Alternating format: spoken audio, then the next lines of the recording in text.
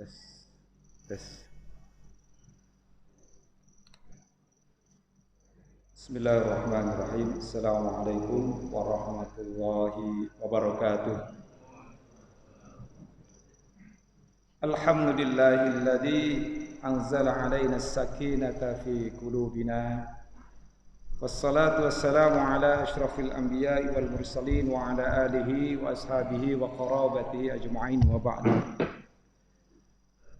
Bapak-bapak, saudara-saudari sekalian yang dirahmati Allah Subhanahu wa taala. Alhamdulillah kita telah melaksanakan salat subuh berjamaah dan sekali lagi kita tetap bersyukur kepada Allah Subhanahu wa taala sampai pagi hari ini kita masih diberikan oleh Allah Subhanahu wa taala nikmat sehat, nikmat umur dan juga nikmat Islam dan iman, di mana kita masih bisa untuk melaksanakan sholat, mengerjakan amal ibadah-ibadah untuk berbakti kepada Allah Subhanahu wa taala.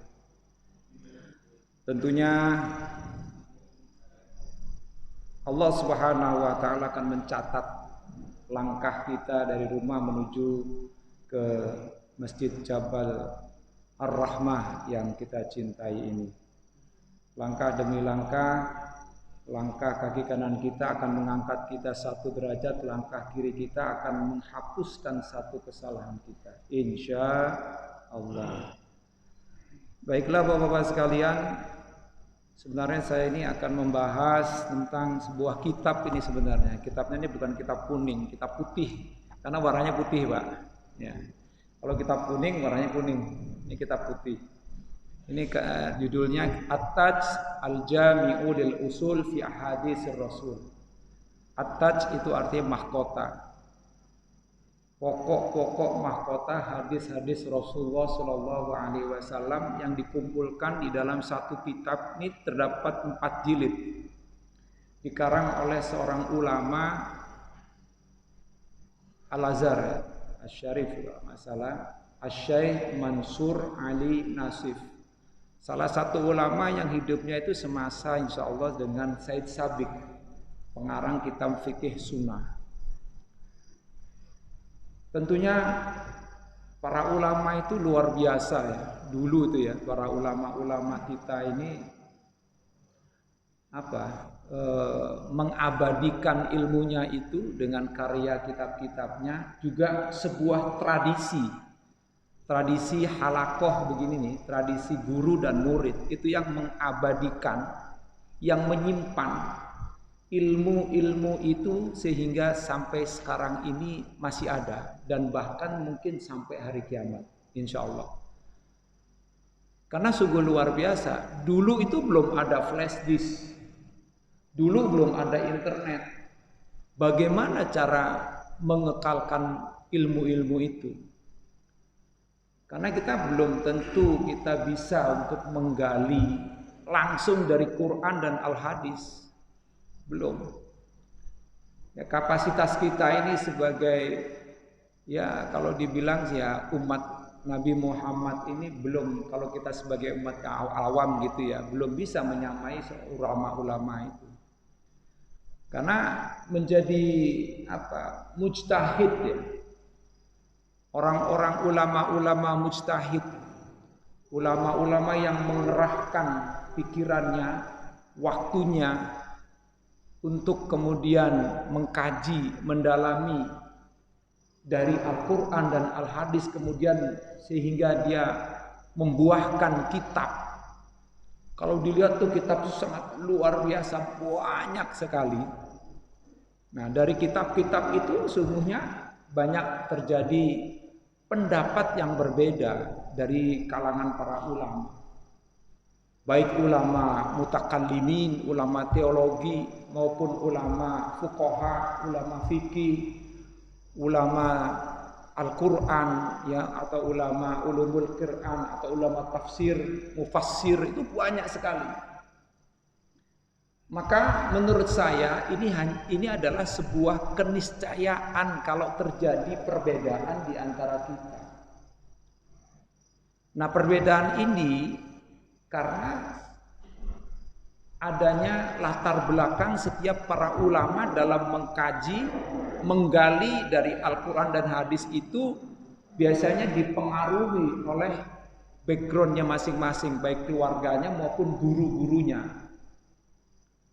Tapi sesungguhnya tetap kita harus muliakan para ulama-ulama terdahulu. Tanpa mereka, tanpa seorang guru, ini memang tradisi guru dan murid ini sungguh luar biasa yang bisa mengabadikan ilmu-ilmu itu. Kajian-kajian seperti ini yang bisa mengabadikan itu semuanya. Seandainya, katakanlah suatu ketika ini pasti bisa akan terjadi, di mana internet itu akan rusak, hancur, misalnya, sehingga terjadi atau katakanlah terjadi perang dunia ketiga, sehingga terjadi kehancuran di sana sini, maka itu akan kemudian kembali manual. Menurut saya akan kembali manual.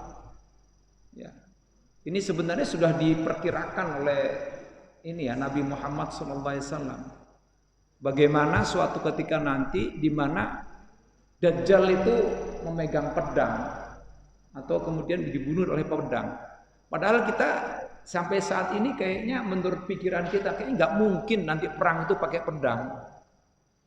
Nah setelah diteliti, dipikir-pikirkan, oh bisa terjadi.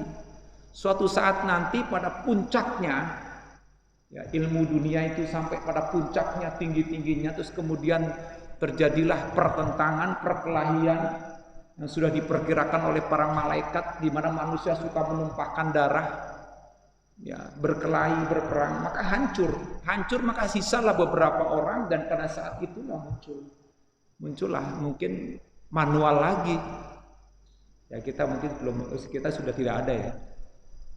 Baik Bapak-bapak sekalian, At-Taj Al-Jami'u lil Usul, kitab At-Taj ini terbagi menjadi 4 bagian. Pertama, Al-Qismul Awwalu fil imani wal ilmi wal ibadat. Bagian pertama membahas tentang iman, ilmu, ibadah. Nah, diantaranya nanti kita bahas itu masalah fikih.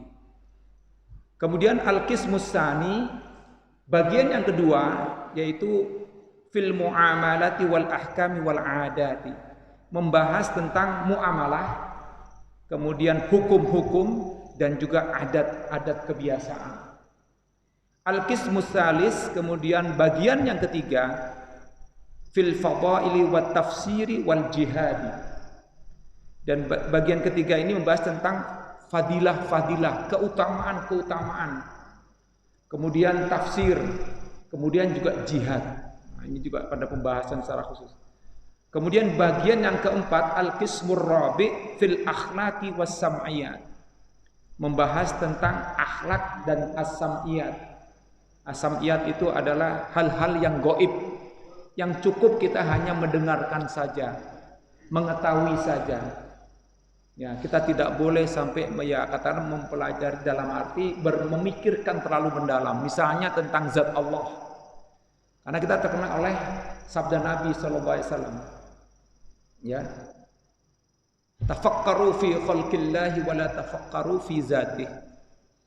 Berfikirlah kamu, amatilah tentang makhluk Allah, ciptaan Allah, tapi jangan sekali-kali memikirkan tentang zat Allah. Karena kita nggak bakalan bisa dan tidak bakalan mampu. Tidak bakalan bisa dan tidak bakalan mampu. Jangankan sekelas kita, sekelas Nabi yang namanya Nabi Musa alaihissalam, pengen melihat Allah, wajahnya Allah, baru diperlihatkan cahaya ciptaannya yang kemudian memancar di sebuah gunung Sinai, lalu hancur lebur gunung itu, sehingga kemudian membuat Nabi Musa terlempar dan pingsan. Begitu dia bangun, langsung dia mohon ampun kepada Allah Subhanahu wa ta'ala. Hal inilah yang membuat kita wajib percaya adanya Allah. Dengan sepenuh keyakinan Allah itu ada. Cuma kan sampai sekarang ini, kira-kira nih Bapak kalau lagi sholat itu ngelihat Allah apa ngelihat apa? ngelihat gambar bacaan Allah. Gitu. Kalau Bapak gimana? Kalau Bapak sholat tuh kayak kira bayangin siapa? Apa bayangin orang lain? Biasanya sih kalau lagi sholat sudah mudah mengucapkan Allahu Akbar. Ingat tuh istri kita di rumah. Ingat tuh tiba-tiba anak kita lagi ngapain. Ingat tuh tiba-tiba, oh kunci saya diletakkan di atas pintu. Nah sebenarnya paling gampangnya, memang saya secara sederhana sih ya, memang kalau pemikiran anak ya paling tulisan Allah gitu ya. Habis kita memvisualisasikan Allah tidak akan boleh dan tidak mungkin. Kita harus hindarkan itu, hilangkan itu semuanya. Apapun yang bersifat duniawi ya itu harus dihilangkan pada saat sholat. Nah oleh karena itu katanya, ya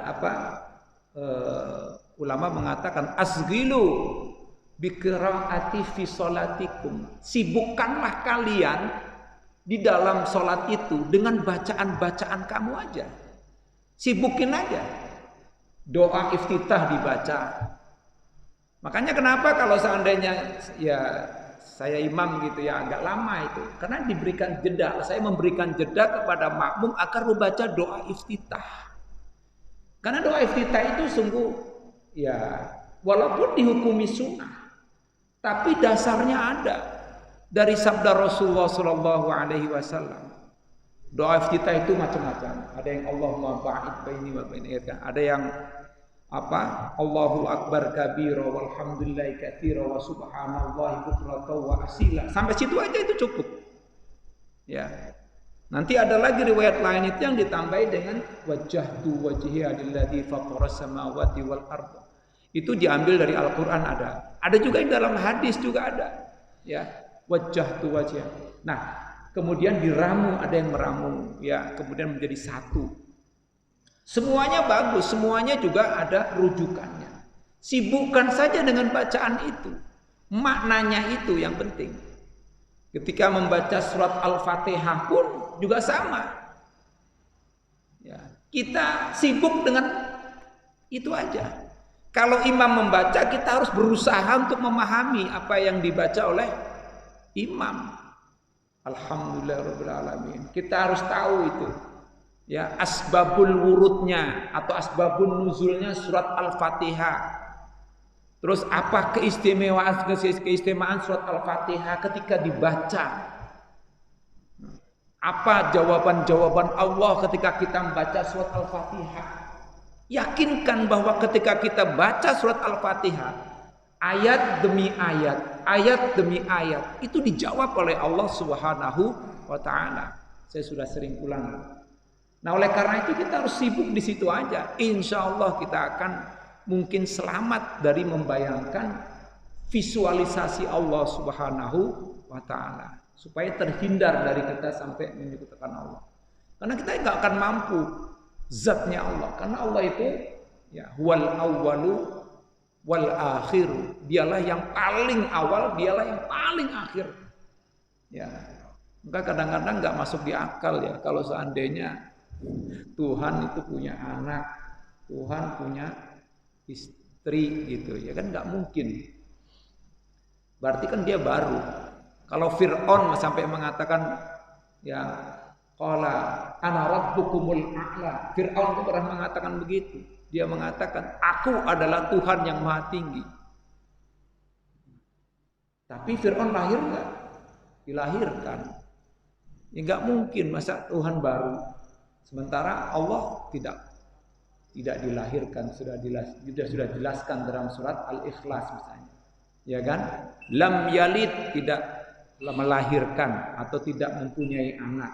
Walam yulad, dan tidak dilahirkan atau tidak menjadi seorang anak gitu ya, tidak dilahirkan. Walam yakul lahu kufuwan ahad, dan tidak ada apapun atau siapapun yang dapat menandingi, menyamai dengan Allah Subhanahu wa taala. Itu sebenarnya penting. Dari salat itu sebenarnya dari mulai takbir itu sendiri. Dari mulai niat. Bahkan lebih jauh lagi ya dari wudu, dari bersuci. Kemarin-kemarin kan dibahas oleh Ustadz Ali Ahmad ya, sudah dibahas oleh Ustadz Ali Ahmad tentang bersuci ya. Itu sampai mana ya? Kalau nggak salah sampai tentang haid ya, nifas, haid kalau nggak salah saya. Makanya kenapa saya mengawali udah dari sholat aja dulu. Nah, sebenarnya di sini ada pembahasan tentang toharoh, tentang bersuci. Sama sebenarnya pembahasan itu. Nanti di sini ada sedikit juga pembahasan tentang pendapat-pendapat para ulama, terutama ulama fikih. Kembali lagi dalam hal sholat yang sebelum kita masuk ke sini. Ini yang paling penting juga harus dipahami. Takbiratul ihram itu adalah rukun. Rukun itu nggak boleh ditinggalin. Nah, takbiratul ihram itu namanya juga takbir. Dia harus dibaca, dikerasin. Allahu Akbar. Ya, artinya harus dibaca, jangan diem aja. Ada kadang-kadang cuma tangannya begini tapi takbirnya nggak kedengeran.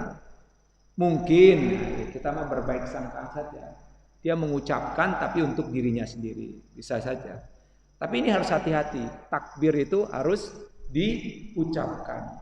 Karena hadis Rasulullah mengatakan bahwa at-taharatu miftahus sholati wa tahrimuha at-takbir wa tahhiruha wa tahliluha at-taslim. Kunci sholat itu adalah toharoh, bersuci. Sedangkan permulaannya untuk membuka sholat itu, untuk membedakan, makanya disebut dengan tahrim. Maka disebut kenapa takbiratul ihram. Ihram itu kan dari kata harama yahrum, mengharamkan. Mengharamkan itu sebenarnya artinya banyak.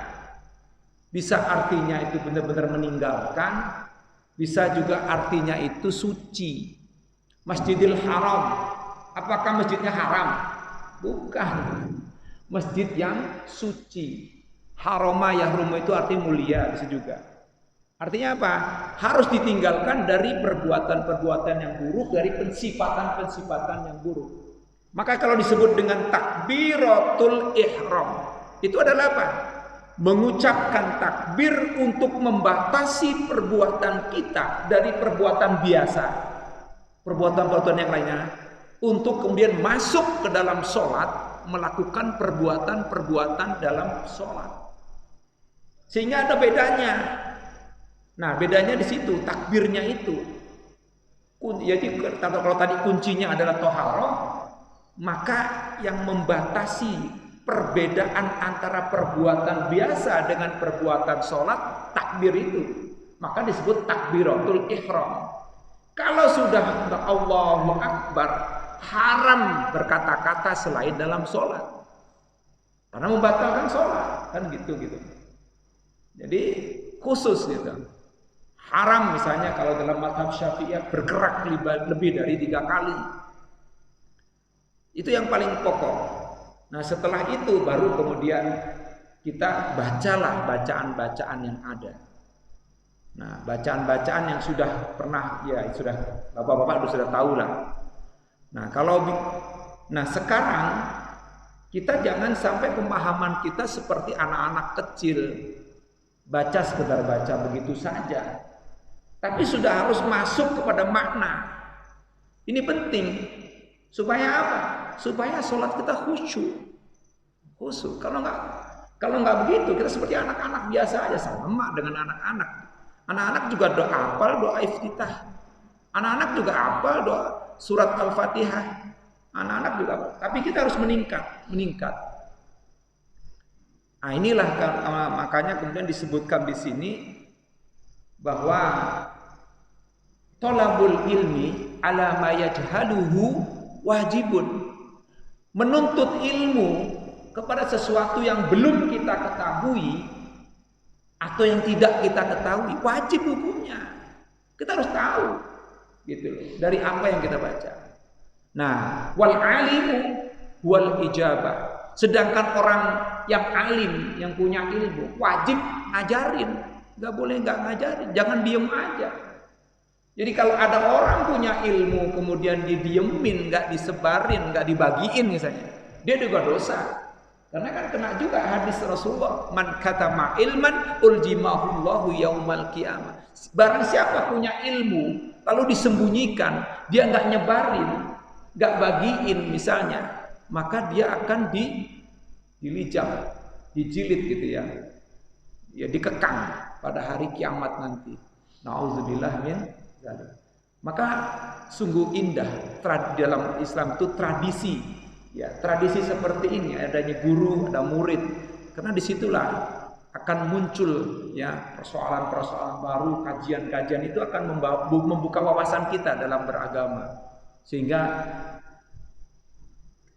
dalam beragama kita itu semakin dalam, semakin tinggi, semakin masuk kita dalam tataran yang disebut dengan tidak sekedar muqallid. Muqallid itu niru aja. Itu mau anak-anak sama. Kita minimal itu masuk di awal muttabi. Muttabi itu mengikuti dan tahu dasarnya, mengikuti tahu caranya, mengikuti tahu dari Quran dan hadis yang mana. Selama apa yang kita lakukan itu sesuai dengan Al-Quran dan Al-Hadis dan juga pendapat ulama, tidak masalah. Itu sudah cukup bagi kita untuk kita dalam beribadah itu lebih khusyuk dan lebih bagus lagi dalam beribadah. Baik Bapak sekalian, jadi kitab ini ada 4 jilid. Nah, sebenarnya ya kajian seperti ini sih bagusnya sih saya fotokopiin, kita bagi gitu, kita bahas bareng-bareng. Ya, kita sama-sama baca. Ya, nanti kita akan sama-sama bahas seperti itu. Nah, ini jadi mungkin ya saya terutama ya mulai hari ini kita harus bisa memaknai ibadah kita. Ya, ibadah kita.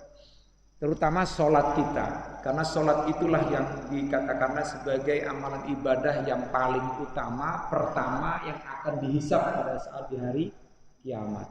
Awwalu ma yuhasabu bihil abdu yaumal qiyamati as-sholat. Amalan yang pertama, yang paling utama nanti dihisab di hari kiamat adalah sholat. Sholat lagi. Dan kita bersyukur kepada Allah Subhanahu wa Ta'ala. Kita masih bisa mampu untuk melaksanakan sholat wajib 5 waktu. Masih bersyukur. Oleh karena itulah maka ketika kita sujud, harusnya kita itu berpikir dan kemudian dimasukkan dalam pikiran kita, ya Allah, saya bersyukur padamu, saya mampu untuk sujud, menundukkan kepala saya, menempelkan jidat saya di tanah ini. Berapa banyak saudara-saudara saya, berapa banyak orang-orang yang tidak mampu untuk meletakkan kepalanya di tempat sujud. Mereka mungkin sedang dugem, mereka mungkin sedang sibuk mungkin di pasar, mereka sedang sibuk dengan pekerjaan-pekerjaan untuk memburu hal-hal yang duniawi. Tapi saya bisa untuk menundukkan, menempelkan kepala di tempat sujud ini. Harusnya kita maknai sujud itu. Pada saat kita membaca katakanlah subhana rabbiyal a'la wa bihamdi. Harus dimaknai subhana rabbiyal a'la, maha suci. Rabbiyal a'la, Tuhanku yang maha tinggi. Wa bihamdi, dan segala puji baginya. Itu harus dimaknai. Dan bacanya itu kalau bisa tumaknina. Jangan kayak buru-buru. Saya ada beberapa ya imam perasaan baru baca subhana rabbiyal a'la sekali udah kayaknya sudah bangun lagi. Nah, kalau jadi imam itu kalau bisa ya minimal tunggulah, kasih jeda dikit aja supaya makmum ada kesempatan membaca tasbih itu tadi. Subhana rabbiyal a'la, subhana rabbiyal azimi wa bihamdi, subhanakallahumma wa bihamdika allahumma ighfirli. Itu saya baca dua-duanya itu biasanya. Subhanakallahumma wa bihamdika allahumma ighfirli. Itu penting banget itu. Ya, subhanakallahumma, maha suci bagimu ya Allah. Allahumma ya Allah. Ya, subhanakallahumma wa bihamdika, segala puji bagimu. Allahumma ighfirli, ampunilah dosa-dosaku ya Allah. Luar biasa. Kalau kita nggak diampuni dosa-dosa kita oleh Allah itu Coba di sini siapa yang tidak pernah berbuat dosa? Tunjuk tangan. Ada? Nggak pernah berbuat dosa? Oh, barangkali gitu loh. Nggak ada. Saya juga tuh pasti ada dosanya. Ya, nunjuk kaget saya bahwa dulu sih luar biasa itu. Kalau gitu gantiin saya di sini aja dah. Seandainya nggak punya dosa gitu loh ya, kalau nggak punya dosa. Aduh. Nah kita bercanda aja Pak ya, nggak apa-apa. Jadi sungguh luar biasa. Terus apalagi doa nih sebelum yang lain-lainnya ya. Sebelum doa ini duduk di antara dua sujud itu penting banget itu. Rabbil firli, ampunilah dosa-dosaku. Warhamni, sayangilah ya Allah. Rahmatilah ya Allah aku.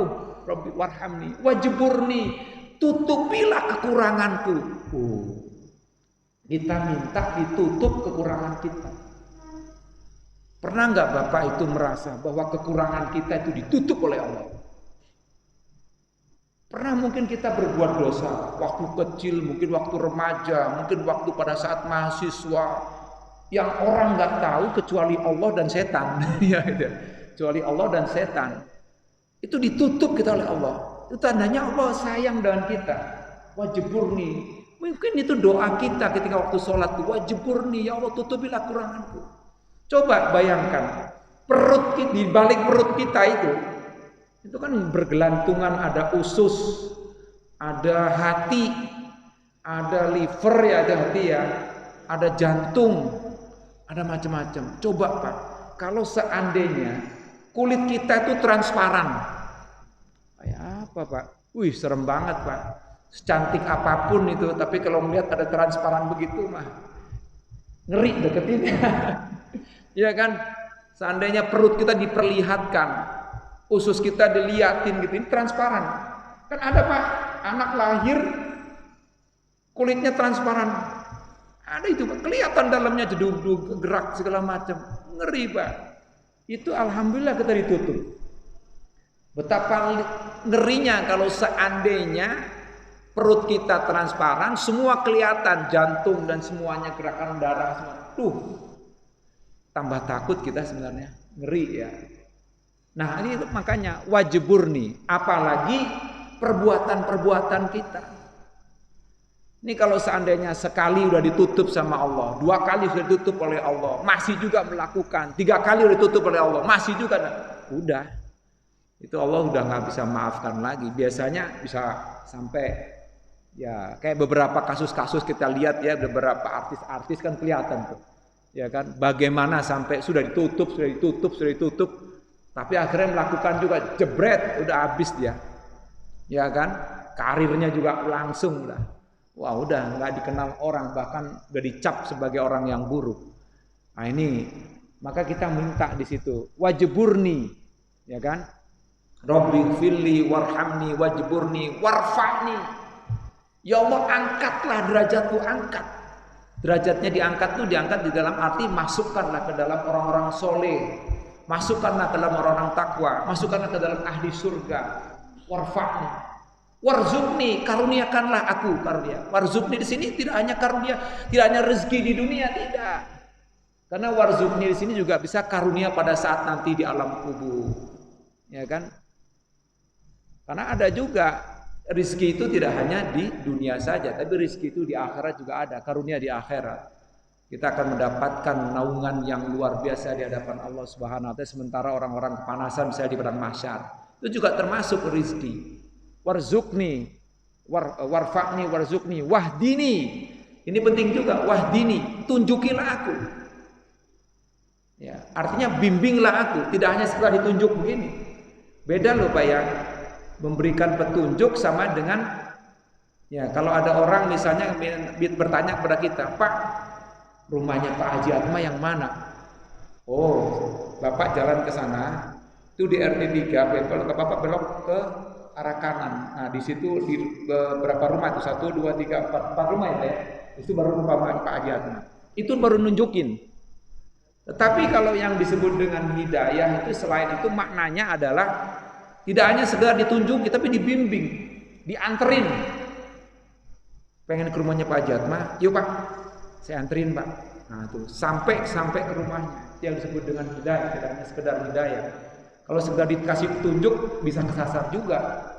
Tapi kalau sudah dibawa, dianterin, ditemenin, lalu disampaikan sampai ke rumahnya, nah itu baru.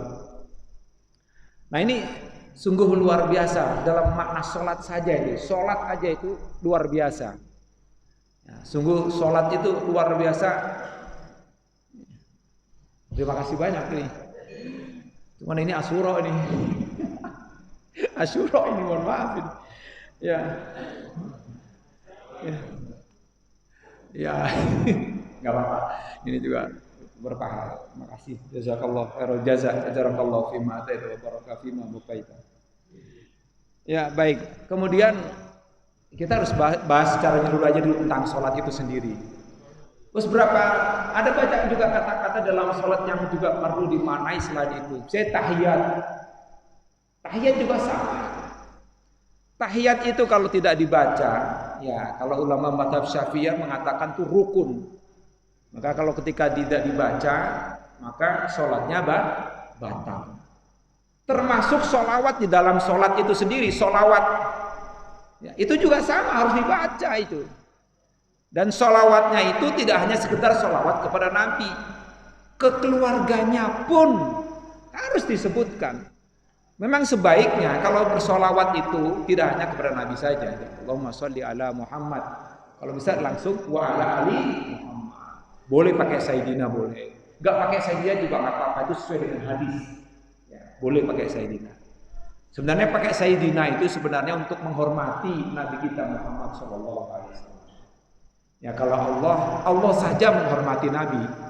Ya kan? Allah saja menghormati Nabi. Contoh di surat Al-Ahzab ayat 56. Innallaha wa malaikatahu yusholluna 'alan nabi. Sesungguhnya para malaikat, sesungguhnya Allah dulu. Itu pakai harfut taukid. Sungguh benar-benar sesungguhnya Allah. Innallaha wa malaikatahu, dan seluruh para malaikat yusholluna 'alan nabi. Mereka bersolawat kepada Nabi. Enggak namanya, enggak Muhammad begitu enggak. Tapi an-nabi. Nabi itu kan adalah semacam kedudukan dia. Ya artinya ya apa ya? Yang disebut adalah kedudukannya sebagai nabi. Tidak Muhammad. Coba dicari di dalam Al-Qur'an, adakah domir mukhatab? Domir mukhatab itu artinya kata ganti kedua. Allah memanggil begitu seperti nabi-nabi yang lain. Ya Musa, ya Harun gitu. Kayaknya nggak dijumpai kata-kata ya Muhammad. Ada nggak dalam Al-Quran kata-kata Allah memanggil Muhammad dengan kata langsung Muhammad? Ya Muhammad di dalam Al-Quran. Saya jumpai ya ayyuhan nabiyyu, ya ayyuhar rasulu. Yang saya kecuali kalau itu kalimatnya kalimat khobar, artinya pernyataan, informasi. Itu baru Muhammad disebutkan.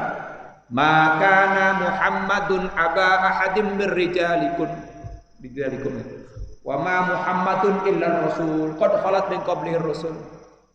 Nah, ya kan gitu aja. Hanya sebagai pernyataan. Tapi ketika Allah memanggil, kalau nabi yang lain, ya Musa, ya Harun, hei Musa, hei Harun. Tapi kepada Nabi Muhammad, ya ayyuhan nabiyyu, wahai nabi.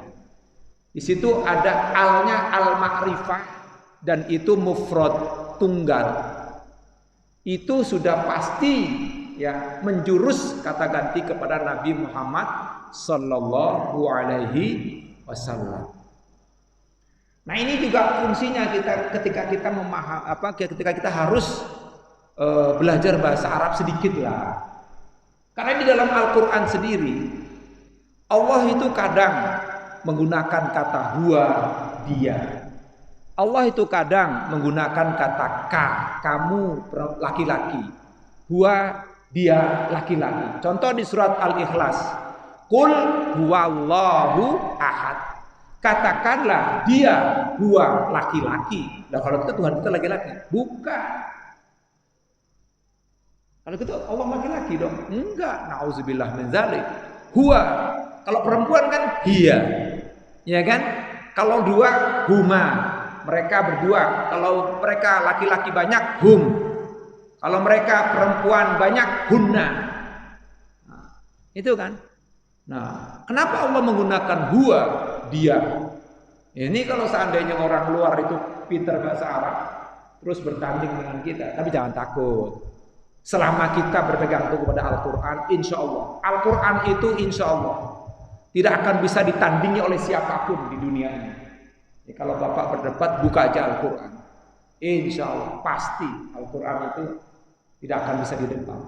Jadi kalau misalnya ya kayak contoh misalnya anak kita itu katakanlah Mike Tyson gitu, terus kemudian ditandingkan kepada yang lain, kita yakinlah pasti menang. Nah, agama Islam juga gitu, kita yakin bahwa Islam itu pasti akan mengalahkan siapapun, kecuali ya, pokoknya pegangnya Al-Quran aja. Ya, Al-Quran kita jadi pegangan. Jangan takut kalau kita mau berdebat, jangan pegang Al-Quran dan hadis. Al-Quran pertama, insya Allah Al-Quran itu akan menandingi daripada kitab-kitab yang lain atau daripada buku-buku yang lain atau pendapat-pendapat yang lainnya. Nah inilah makanya pentingnya juga kita belajar. Ya, ada kalanya Allah menggunakan kata kami. Surat Al-Kautsar misalnya. Inna a'tainakal kautsar. Sesungguhnya kami telah memberikan kepadamu, hai Muhammad. Kani langsung hai Muhammad ya. Kanya itu kepada Muhammad. Nikmat yang banyak. Fasholli, maka kamu sholatlah. Di Rabbika karena Tuhanmu. Wanhar, dan berkorbanlah. Inna syani'aka huwal abtar. Sesungguhnya orang yang membencimu Muhammad huwal abtar, dialah orang yang terputus dari rahmat. Sebenarnya itu karena Al-Kautsar itu kan di ujungnya itu tidak berkaitan dengan sholat dan berkorban. Tapi di ujung di ayat 1, ayat 2 itu berkaitan dengan kurban. Tapi begitu ayat yang ketiga, inna syani'aka huwal abtar. Tapi kita harus bisa mengkompromikan, ya. Kan di ayat itu begitu ya. Kadang-kadang tiba-tiba membicarakan tentang kematian. Tiba-tiba membicarakan tentang sa'i. Tiba-tiba membicarakan tentang sholat, tentang kurban. Tiba-tiba membicarakan tentang diri Muhammad yang dihina oleh seorang kafir Quraisy yang bernama Al-As bin Wa'il. Ketika Nabi Muhammad ditinggal wafat oleh putra-putranya Ibrahim, Qasim, Abdullah di waktu kecil, dihina Nabi Muhammad itu. Putuslah kamu keturunanmu, nggak ada penerusnya. Karena kalau di dalam keturunan Arab itu yang paling dijadikan untuk ini kan anak laki-laki ya, anak laki-laki. Bin-binnya itu kan laki semua kan, binnya ke laki, bin sampai ke Nabi Adam ke bin laki-laki. Nah oleh karena itu dikatain dengan Nabi Muhammad oleh seorang kafir Quraisy itu bahwa Nabi Muhammad terputus karena meninggal anak-anaknya yang laki-laki. Tapi tidak dijawab oleh Allah, inna syani'aka huwal abtar. Terputuslah orang-orang yang membencimu gitu. Nah, kita harus tahu maknanya. Di situ Allah menggunakan kata kami. Kami. Nahnu. Apakah Allah itu banyak? Tidak. Nah di sini pentingnya Allah itu Allah di situ menggunakan kami menunjukkan satu, bahwa ketika Allah memberikan nikmat itu perlu sebuah proses, perlu keterlibatan yang lain selain Allah. Apa kita bisa langsung dapat nikmat langsung dari Allah jebret gitu? Tidak. Kita harus bekerja, kita harus berusaha, baru dapat kan begitu. Kita harus bersinggungan dengan orang lain. Nggak bisa kita kerja sendirian, nggak bisa. Kalau Bapak seorang pedagang, ya Bapak harus juga butuhkan seorang pembeli kan begitu. Nah itu semuanya. Makanya mengapa di dalam harta kita itu disebutkan oleh Allah masih ada hak-hak orang lain. Nah itulah makanya kita wajib zakat. Wajib diberikan sebagian dari harta kita. Nah itulah perlunya kita memahami. Itu makanya kenapa nahnu kami itu karena ada proses. Yang kedua karena Allah ingin menghormati. Allah itu luar biasa. maha luar biasa. Karena Allah itu menghormati makhluknya. Bahkan kepada manusia saja itu dihormati.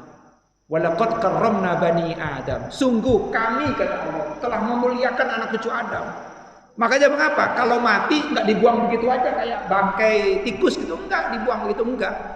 Tapi Allah memuliakan, diturunkannya itu burung gagak, diberikan contoh kepada Habil dan Qabil, seperti si Qabil yang telah membunuh si Habil. Dikasih contoh bagaimana cara merawat, bagaimana cara mengurusin kalau ada jenazah. Bukan dibuang begitu aja. Ini kalau tikus kan ditabrak jebret ya udah didiemin, nggak ada yang ngambil sampai dilindas sampai gepeng, ya kan? Kita lihat gitu. Tapi kalau manusia harus wajib bagi kita yang hidup ngurusin jenazah. Makanya bapak-bapak, ibu-ibu, jangan takut kalau seandainya meninggal nggak ada yang nguburin. Nanti pasti ada yang nguburin kok. Pasti ada yang ngurusin. Kalau kita ada yang meninggal gitu ya, pasti ada yang ngurusin. Ya, jangan takut, wah ntar istri saya gimana ngurusinya. Enggak, pasti ya banyak yang ngurusin. Karena wajib kifayah. Siapapun kita harus wajib, mau bukan apa dia beragama, bila selain agama kita wajib mengurusin. Ya cuman kan tata caranya berbeda dengan kita. Nah begitu. Ya, makanya kayak kemarin diumumin yang boleh aja sih, nggak masalah. Ya diumumkan. Hakikatnya sebenarnya kan kembali ke Allah semuanya. Kalau dilihatin semua kita ini akan kembali kepada Allah. Cuman kemarin kan nggak ada inna lillahnya, nggak ada inna lillahi wa inna ilaihi rajiun ya. Untuk membedain aja itu ya. Supaya beda gitu ya. Ya artinya tetap aja kita harus mengurusi dan kita juga harus hormat. Karena ada hakul adami, hak anak cucu Adam. Mereka juga termasuk anak cucu Adam. Baik, Bapak sekali ini belum masuk pada materi, mohon maaf ini. Tapi ini secara garis besarnya dulu. Sebenarnya judul kita ini Kitabus Shalah. Ada di sini 13 bab dan 1 penutup. Al-babul awwalu fi aslis shalah. Bab pertama itu tentang asal usul salat. Ini nanti kita akan bahas asal usul salat tapi nanti di waktu yang lain. Nah, di sini disebutkan ya, membahas tentang apa? Membahas tentang waktu, ya. Fil waqtil ladzi syuri'at fihi wa annaha syuri'at awalan khamsina thumma khufat ila khamsin kama sayati fil mi'raj insyaallah. Nanti insyaallah kita akan bahas tentang waktu-waktu yang telah ditentukan secara syariat atau syar'i dan juga jumlahnya. Pada awalnya itu salat diwajibkan berapa? Itu sebenarnya awalnya diwajibkan tuh 50 waktu, 50 kali. Kemudian di sini juga nanti akan dibahas juga, kemudian diringankan menjadi 5. Nah, itu ada hadisnya nanti di sini. Ya. Ada hadisnya. Ini udah jam 6 kurang, Pak. Saya nggak terasa. Hah?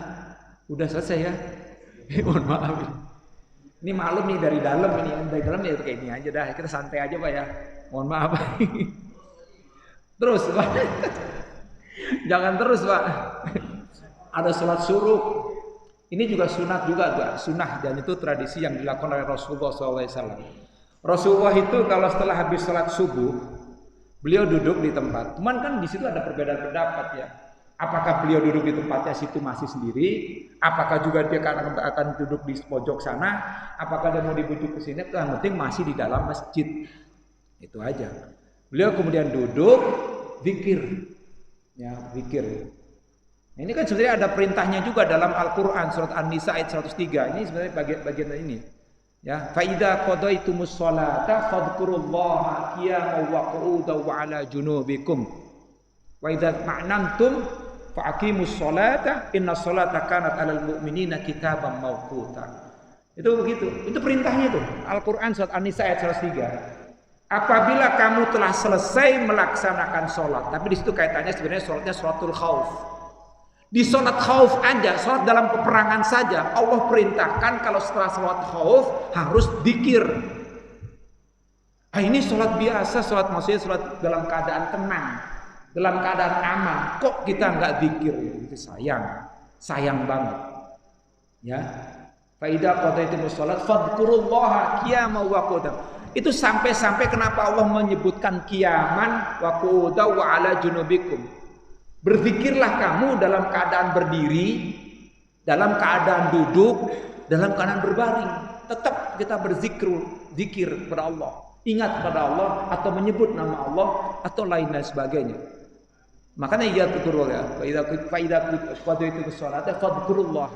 Itu jelas itu bahwa kita disuruh zikir kepada Allah Subhanahu wa taala. Nah, Rasulullah itu dalam hadisnya itu sahih bahwa Rasulullah itu kalau setelah selesai salat subuh, beliau kemudian membaca istighfar.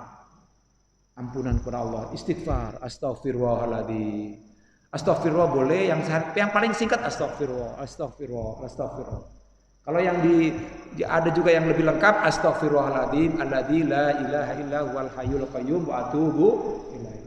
Makanya saya itu lebih suka baca istighfar. Kalau memang misalnya kita pengen buru-buru mau ngadain sesi ada ceramah, habiskan dulu sampai Allahumma antas salam wa minkas salam, ya itu aja.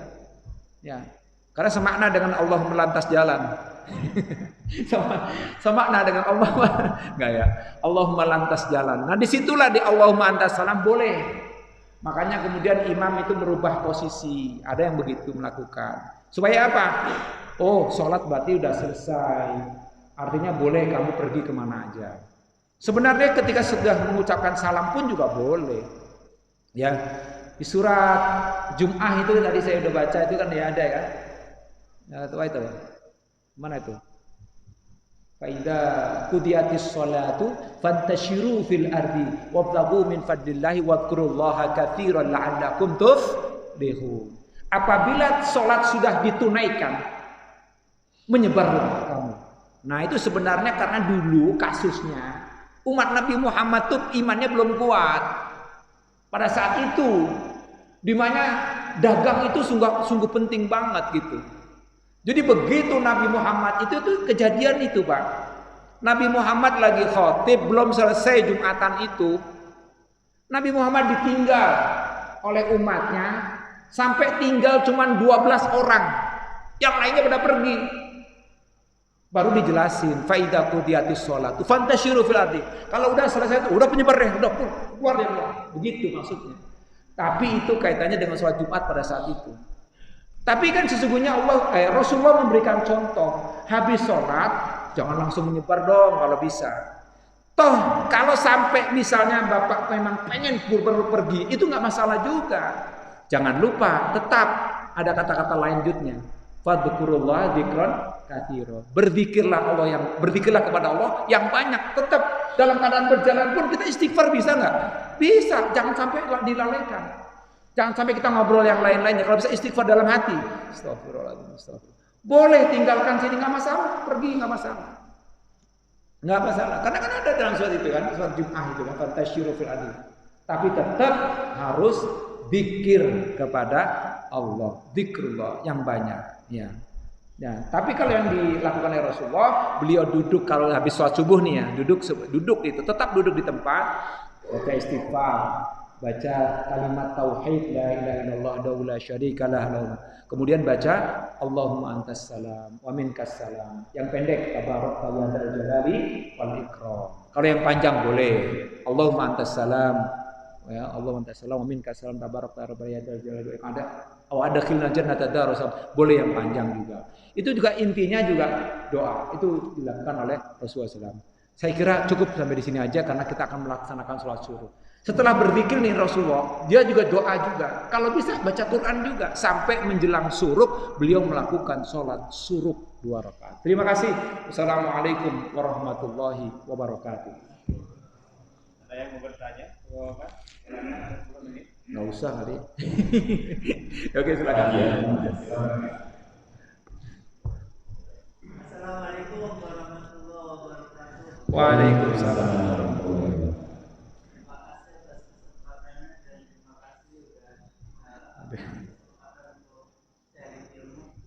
Mengenai sholat isyraq atau syuruk, kalau Nabi kan pada saat selesai sholat subuh sampai Suruh. Nah, saya mulai membiasakan setelah sholat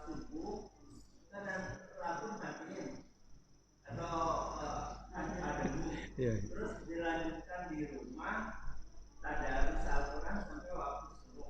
Apakah itu juga masih ada hubungannya atau diterima? Karena Nabi kan kalau itu cuma dimati. Iya. Baik Pak. Dalam hadis yang lainnya disebutkan dan itu para ulama sepakat tentang itu, bahwa kalau itu adalah perkara yang wajib maka harus ditampakkan. Sholat wajib tampakkan, zakat tampakkan. Itu kalau yang wajib. Perkara yang wajib diperlihatkan itu lebih afdol kalau perkara yang wajib. Tapi kalau perkara yang sunnah disembunyikan itu lebih utama. Jadi disembunyikan lebih utama perkara yang sunnah gitu ya. Nah, ini itu para ulama sepakat seperti itu. Ya. Jadi disebutkan bahwa anna ikhfa'a ya, al-maktubata afdalu ya, afdalu wa bukan ikhfa, anna i'lana ya, i'lana al-maktubah wa afdal, bahwa menyatakan, memperlihatkan perbuatan-perbuatan yang wajib itu adalah lebih utama. Ya apalagi kalau yang disiarkan, kalau seandainya semuanya lebih utama disembunyiin. Ngapain kita berjamaah sholat wajib di sini? Sunat muakkad lagi. Nah itu tujuannya untuk syiar. Tapi kalau yang sunnah-sunnah itu lebih baik disembunyikan. Yang sunnahnya tidak muakkad ya. Tapi kalau sunnah yang muakkad seperti Idul Fitri, Idul Adha, wah itu harus ditampakkan. Karena untuk syiar tadi. Nah, kalau sunnah-sunnah yang lainnya lebih baik. Itu dalam kitab tafsir Marah Labid karangan Syekh Nawawi Al-Bantani itu disebutkan itu. Bahwa ulama itu sepakat ya perkara-perkara yang wajib lebih utama diperlihatkan. Tapi perkara-perkara yang sunnah lebih utama disembunyikan. Itu lebih utama. Jadi itu tidak mengapa. Sebenarnya itu Rasulullah itu hanya memberikan contoh. Memberikan contoh bahwa betapa pentingnya setelah habis sholat itu jangan langsung jalan. Jangan meninggalkan tempat, tetapi zikirlah sesaat. Karena disitulah sangat waktu yang sangat penting untuk kita, bagaimana kita membasahi mulut kita, membasahi lidah kita, dan juga untuk menjadi hati kita menjadi lebih lunak, lebih tentram dan lebih lembut gitu. Maksud saya gitu Pak. Ini menurut ulama. Saya kira cukup kali Pak ya. Cuma ada yang lain Pak. Mohon maaf ini kalau lagi cukup kali ya, waktu suruk udah masuk. Mungkin maksudnya ya. Boleh. Kalau ditambahin boleh. Mungkin zikirnya tadi ada beberapa ustaz juga yang mengatakan bahwa tafadhol tadi dari terputusnya tadi sebenarnya itu sampai dengan waktu suruk. Waktu suruk jadi berzikir terus dengan waktu suruk. Artinya kalau tadi terputus karena ini masjidnya dimatikan, karena jangan kalau masjid dimatikan maka tak ada suruk. Kalau kita memang masuk pertanyaan mungkin sama karena tidak bergerak di masjid dan kita duduk gitu ya di lingkungan masjid masih tetap oke gitu kan. Ini sudah di luar dari lingkungan masjid maksudnya mungkin kita bisa oke. Memang ini ikhtilaf para ulama tentang itu. Ada yang mengatakan bahwa kan ada juga kan sholat sunnah itu lebih utama di rumah. Tapi ada ulama lain lagi yang mengatakan bahwa masjid itu tempat yang paling afdol. Justru di masjid itu pahalanya lebih banyak. Kalau dia sudah biasa sholat sunnah di situ nggak masalah. Tapi ujuk-ujuk dia sholat sunnah, nah itu kan kadang-kadang itu juga takut khawatir ria itu tadi. Tapi ria bisa hilang kalau kita sudah sering. Kita udah sering, udah biasa, betul. Seperti kita pakai baju ini, pakai peci itu ya segala macam tuh. Awal-awal merasa aduh ria nih galanya. Tapi kalau udah biasa, udah biasa aja, udah mau ke pasar pakai begini nggak masalah. Walaupun orang lain mengatakan, wih, alim banget pakai pakaian, pasti kan begitu kan? Itu kan kata orang, biarin aja. Yang penting kitanya tidak berbuat riya, kan begitu. Ya. Dan kita juga sebagai itu jangan ngomong begitu. Saya takut riya kalau pakai itu. Jangan begitu juga. Saya takut riya kalau sholat sunnah di situ. Jangan juga begitu. Udah sholat aja. Sholat sunnah, udah sholat itu. Supaya itu akan terhindar dari itu semuanya. Nah itu. Maksudnya berarti ada dua pendapat. Nah, betul tadi kata Pak Haji Endang Mubarak ya, bahwa di sini ya artinya supaya tidak terputus dengan syuruk. Memang ada. Karena dan itu diutamakan juga karena masjid juga tempat yang paling utama. Ini mazhab Syafi'i mengatakan masjid tempat utama. Ya kita boleh juga. Sekaligus kalau di masjid kan ada i'tikaf. Ya ada i'tikaf. I'tikaf di rumah kan bukan i'tikaf ya. Ya kan nggak ada itu. Jadi kalau di masjid kan ada pahala i'tikaf juga. Nah, ya oleh karena itu mungkin ya besok-besok tolong jangan digelapin Pak ya. Supaya Pak Haji Mat nggak bisa ngeliat ya. Ya, saya kira itu aja kan.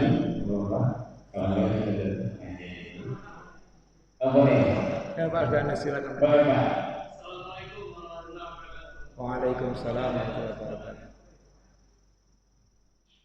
Ini dalam sholat fardu ada beberapa pendapat dari Ustaz. Apabila kita mengucapkan doa dalam sholat fardu maka sholat itu katanya nggak sah. Apabila doa itu dizaharkan gitu, dikencangkan. Itu juga ikhtilaf lah. Ya, itu juga ikhtilaf, ada perbedaan. Ya, ada yang mengatakan memang ketika kita ruku dan ketika sujud. Nah, di saat ruku dan sujud. Misalnya Bapak ini kan jadi masbuk nih ya. Nah, imam sudah mau ruku nih. Kan Bapak kan pengen baca surat Al-Fatihah tuh. Gak usah takut. Bapak itu kan posisinya masbuk. Masbuk itu dapat rukhsah, dispensasi. Bapak sudah ditanggung oleh imam, nggak usah baca Fatihah, langsung ikuti imam. Langsung ikuti imam. Ada yang mengatakan nggak usah takbiratul ihram, nggak apa-apa, langsung ikuti imam. Karena dalam hadisnya ada dalam hadisnya. Kalau kamu menemui imam dalam keadaan takbir, takbirlah. Kalau kamu menemui imam dalam keadaan ruku, rukulah. Kalau kamu menemui imam dalam keadaan sujud, sujudlah. Nah setelah itu baru tambah kekurangannya. Begitu. Nah seandainya misalnya itu, nah itu posisi masbuk, saat itu gugur baca surat Fatihah. Jangan kemudian langsung dalam keadaan ruku baca Fatihah. Beda. Itu memang ada juga yang melarang, tidak boleh. Karena di situ pada saat itu kita harus menghambakan diri, merendahkan diri. Yang pantas adalah memuji, mensucikan nama Allah. Ya, gitu. Ada juga yang mengatakan tidak apa-apa. Ada juga yang mengatakan harus di dalam hati. Kalau doanya itu dalam Al-Quran. Ya, doanya bisa diambil dari Al-Quran. Waktu saat sujud, kita kan dibilang aksiru fis sujudi. Ya, karena di situ perbanyaklah kamu sujud dan lamakanlah sujud kamu di situ. Karena di saat itulah disebut sebagai sedekat-dekatnya hamba kepada Allah Subhanahu wa taala. Maka saat itulah kamu minta, mohonlah kepada Allah Subhanahu wa taala. Boleh doa di situ. Ada juga yang mengatakan kalau doa itu bukan dari Quran, maka sebaiknya jangan dijaharkan. Di dalam hati saja. Gitu. Nah, tapi kalau dijaharkan, ya kalau dijaharkan itu yang boleh dari Al-Quran. Contoh misalnya kayak lafadz sujud, lafadz apa sujud syukur. Rabbi auzi'ni an ashkura ni'mataka allati an'amta 'alayya wa 'ala walidayya. Itu kan diambil dari Al-Qur'an, surat An-Naml, ya kan? Ada juga yang diambil dari surat Al-Aqaf ayat 15. Silakan ambil dari situ enggak apa-apa. Tapi ada juga yang menggunakan apa sesuai dengan hadis. Sajada wajhiya lillazi khalaqahu wa sawwarahu, ya kan kalau saya wasaqqa sam'ahu wa basarahu bihaulihi wa quwwatihi fatabarakallahu ahsanul khaliqin. Kalau itu memang sesuai dengan makna daripada sujud itu sendiri. Ya, karena kita menjatuhkan kepala kita itu menunjukkan bahwa kita itu mengakui bahwa Allah itu maha besar, Allah maha suci. Kita ini adalah makhluk Allah yang sangat rendah, yang kelak akan menjadi tanah. Nah, itu sebenarnya di situ ada sajadah wajhiya lillahi. Telah sujud Ya, wajhiya lilladzi, muka atau wajah alladzi khalaqahu, yang muka atau wajah yang artinya telah sujud wajah ini kepada tempat sujud itu yang diciptakan oleh Allah. Nah, itu sebenarnya makna dari sujud itu sendiri. Nah, itu boleh sih. Dalam sujud apapun kita boleh membaca seperti itu. Sajadah wajhiya alladzi khalaqahu. Boleh juga itu tasbih yang biasa kita baca pada saat sujud sholat. Subhana rabbiyal a'la wa bihamdi. Itu yang sangat pendek lagi, subhana rabbil a'la, subhana rabbil a'la, subhana rabbil a'la, gitu aja. Kalau bagi orang yang mu'alaf, yang baru belajar, ya nggak bisa kan diajarin yang lebih panjang. Udah subhana rabbil a'la atau subhanallah, subhanallah, gitu aja nggak masalah. Kalau bagi orang mu'alaf yang baru belajar gitu ya. Nah ini, jadi itu ikhtilaf, ada perbedaan pendapat. Ada yang mengatakan tidak boleh, haram, ya. Memang sebaiknya memang tidak disebutkan, dijaharkan tidak, karena ada tasbih. Itu aja Pak, menurut saya. Jadi yang boleh dikatakan tasbihnya Pak, sirnya doa yang karena di dalam hadis lain bahwa di dalam sujud itu baru berdoa, di sujud terakhir kita berdoa. Yang begitu Pak. Betul tadi. Jadi mungkin yang misalnya yang pokoknya. Baik, Bapak-bapak, ini penting kita kehidupan sehari-hari itu, ya mungkin kita belum banyak yang betul yang sifatnya sunnah atau wajib di dalam kita melaksanakan sholat. Makanya mungkin rukun sholatnya itu yang harus kita bahas juga kali ini. Paling belum membaca materi ini belum baca kitab kuningnya. Bukan kitab kuning, kitab putih. Iya. Kenapa ini jadi kitab kuning? Karena ini belum lama kitabnya belum menjadi kuning. Nah, ya akhirnya jadi kuning. Iya. Ini memang. Kalau sudah kuning biasanya kertasnya. Iya.